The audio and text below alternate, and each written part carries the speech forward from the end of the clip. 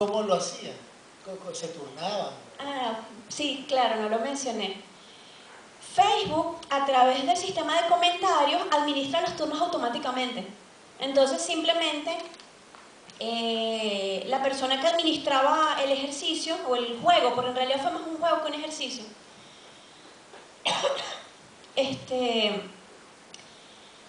colocó la primera frase de la historia y una imagen que además debía servir como inspiración.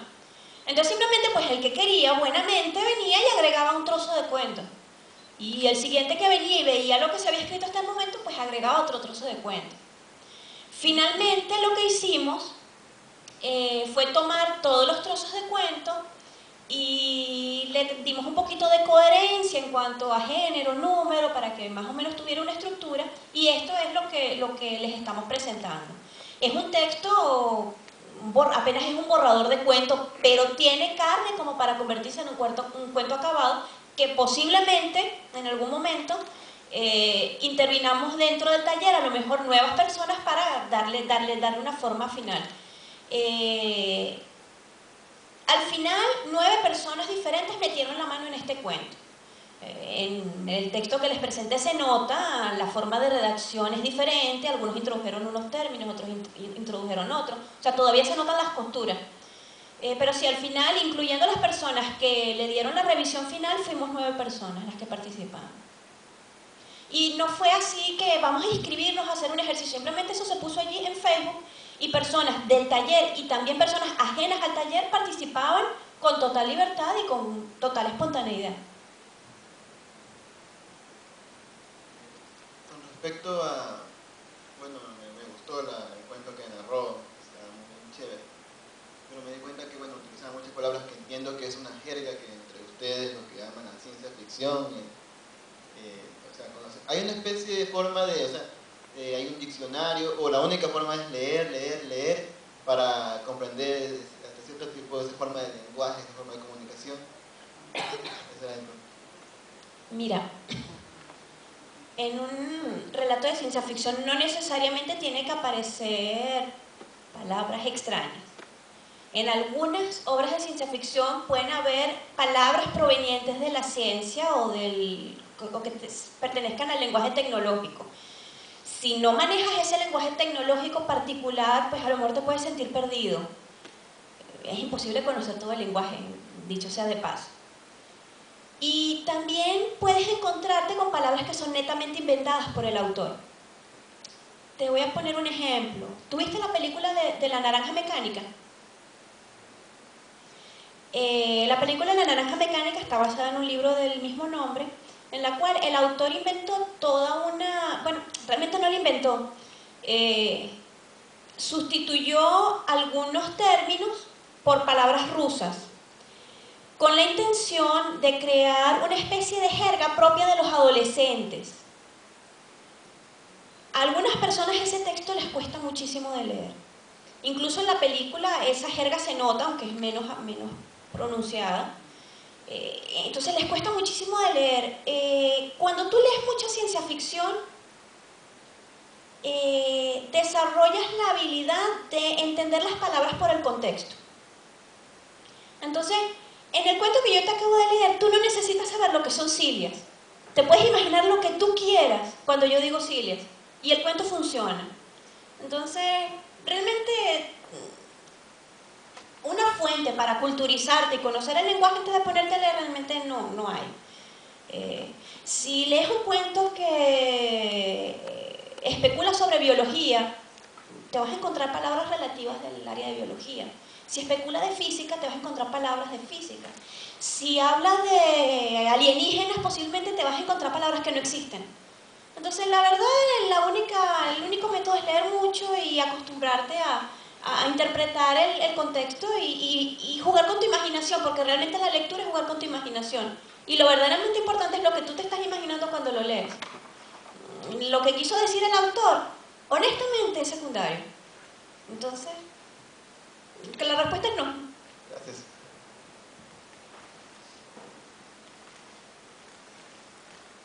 ¿Qué pasa con los autores que escribieron límite de tiempo de la ficción en el siglo XXI? O sea, ¿cuál es el límite? ¿Cómo se maneja el tiempo en la ciencia ficción ahora?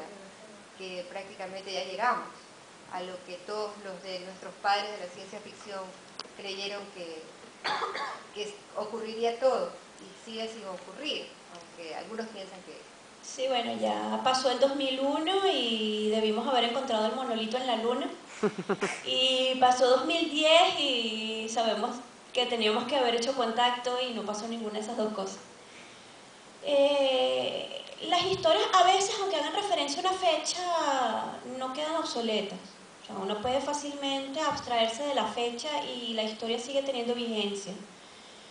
Creo que la fecha no es lo importante es que la tecnología está avanzando a pasos agigantados y lo que nosotros creemos hoy que es ciencia ficción mañana puede ser realidad. Y ahí sí una historia puede correr el riesgo de quedar obsoleta rápidamente. Les puedo poner un ejemplo. Yo en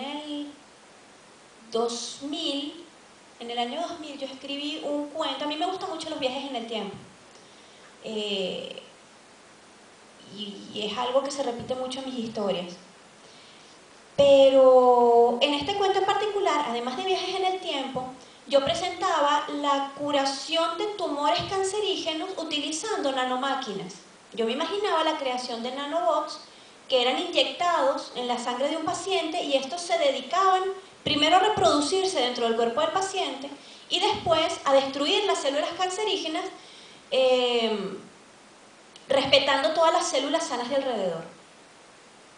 Y finalmente, cuando acababan el trabajo, se autodestruían y eran excretados naturalmente.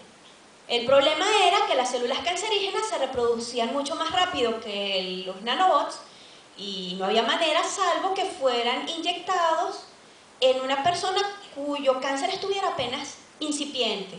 Pero cuando el cáncer está incipiente no ha sido detectado. Entonces, este protagonista mío hacía uso de los estudios de unos amigos físicos que estaban estudiando una máquina del tiempo, se fue al pasado y empezó a inyectar a sus pacientes antes de que se enfermaran. Y así salvó la vida de un montón de gente. En aquella época eso era ciencia ficción, pero ya hace años que se está estudiando la destrucción de tejidos cancerígenos utilizando nanomáquinas de carbono. O sea que ya no es ciencia ficción, está ocurriendo. Obviamente no voy a pensar que los científicos se inspiraron en mi historia para eso, pero significa que se me ocurrió una idea verosímil. Eso está pasando mucho hoy en día porque la tecnología avanza muy rápidamente. Hay cosas en donde nos estamos quedando atrasados. La exploración espacial, por ejemplo, ha demostrado ser tan costosa que es casi inviable. Las investigaciones en el área de la genética y la biología se están haciendo de manera un poco tímida por las implicaciones éticas y morales que tiene.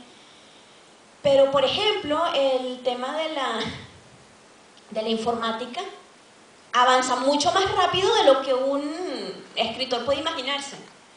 Y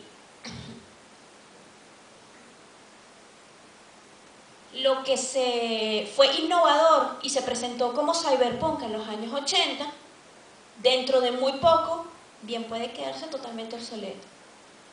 ¿Qué hacer? Mira, en realidad, ¿qué importa que una historia se quede obsoleta si despierta algún sentimiento en la persona que lo leyó? Hay una novela que escribió George Orwell que se llama 1984. Él la escribió en 1948. En esa novela él presenta una distopía, se imaginaba un mundo futuro en donde teníamos un gobierno, en el mundo tenía un gobierno totalitario que vigilaba las acciones de toda su gente, el hermano mayor te vigila.